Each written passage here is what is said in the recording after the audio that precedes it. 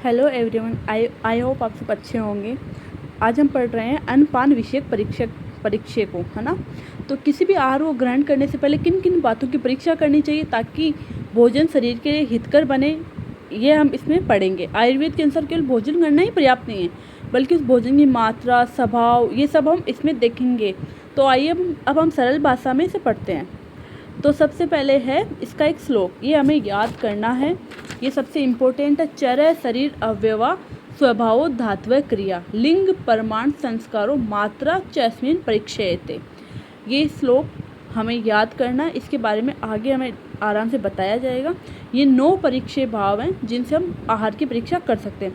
सबसे पहले आता है चर परीक्षा। चर परीक्षा में क्या होगा, स्थान के बारे में, देश के बारे में परीक्षा करनी है। जो जीव अनुपदेश में या जल में रहते हैं वो क्या करते हैं, भारी भोजन को खाते, भारी जीव जंतु खाते हैं, तो वो उनका मांस क्या होगा, गुरु होगा। और जो जीव हल्की वस्तुएं खाते हैं जैसे जांगल वाले, वो क्या करेंगे, उनका मांस हल्का होगा। अब हम दूसरा पढ़ने जा रहे हैं शरीर अवयव भाव। शरीर अवयव मतलब शरीर के बारे में बताया गया कि उसके कौन से पार्ट हमारे लिए ज़्यादा गुरु है और कौन से लघु है।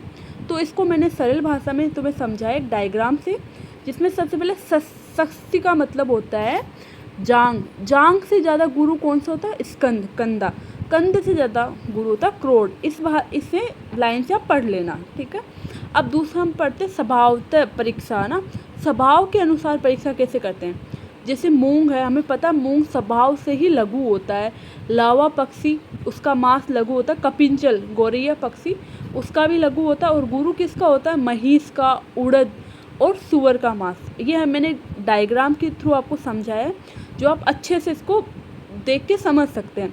धातु के अनुसार परीक्षे भाव, जैसे रक्त धातु, रक्त, रस, मांस, मेद, अस्थि, मज्जा, शुक्र, ना, ये उत्तरोत्तर क्रम में गुरु होते जाएंगे, ठीक है। अब क्रिया के अनुसार, क्रिया मतलब जो ज़्यादा काम करता है उनका शरीर वैसे भी मृदु होता है, हमें पता है, तो उनका मांस क्या होगा, लघु होगा। और जो लोग आलसी होते हैं, जो कम काम करते, क्रिया का मतलब क्या होता है, मूवमेंट कितना हो रहा है, ना, तो उस हिसाब से जो आलस करते हैं उनका मांस क्या होगा, भारी होगा। और जो व्यायाम वगैरह करते हैं, ये मान लो तुम, है ना, तो उनका हल्का होगा, उससे तुम्हें जल्दी याद रह जाएगा। अब हम 6 नंबर का पढ़ रहे हैं लिंग के अनुसार।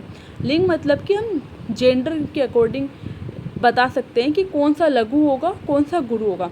तो इसमें आचार्य चरक ने बताया है कि जितने भी मेल पार्ट है, मतलब पुरुष वर्ग है, वो सारे ही उनका मांस सबका गुरु होता है और फीमेल का लघु होता है। लेकिन आचार्य सुश्रुत ने बताया है कि जो पक्षी होते हैं उनमें जो पुरुष का मांस होता है वो लघु होता है और स्त्री का जो मांस होता है वो गुरु होता है, ठीक है।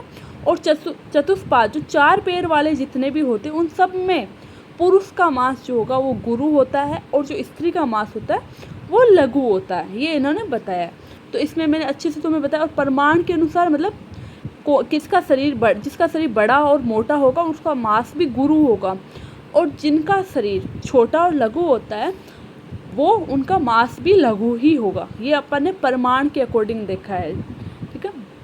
अब संस्कार के अकॉर्डिंग, अब तुमने पढ़ा है संस्कार और गुणा अंतर्धाना, मतलब संस्कार से किसी को भी परिवर्तित किया जा सकता है। जैसे मैंने पहले वीडियो में बताया था, ब्रीहि से याद रखना, वैसे बड़ा मतलब ब्रीहि गुरु होता है। अब वो धान्य गुरु होता है, लेकिन उसको धान का लावा बनाने से क्या होगा, संस्कार करते ही वो क्या हो जाएगा, लघु हो जाएगा।